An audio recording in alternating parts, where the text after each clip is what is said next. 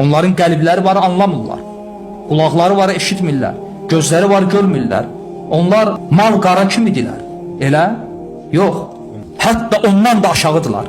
O kənd yerlərində hər qapıdan çıxan heyvan ki sürüyə girir, gedir və axşam gələndə sürüdən hər qapının heyvanı ayrılır, gəlir qapının ağzına və öz yiyəsini səsləyir. 4 ayaqlı heyvan öz sahibini tanıyır. Öz sahibinin qapısını tanıyır. Heyvan da ağlı yoxdur, şuuru yoxdur. Öz sahibini tanıyır. Lakin insana gəldikdə isə ulaikə kəl-ən'ami bəlhum adal.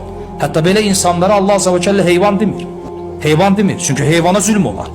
Bəlhum adal, əksinə ondan da, heyvandan da daha zəlalətdədir. Çünkü Allah'ın sənə ram etdiyi heyvan sənə ramdır, sənə tabidir. İnsana gəldikdə isə innəl insənə li rabbihi ləkanud. Həqiqətən də insan öz Rəbbinə qarşı çox nankördür.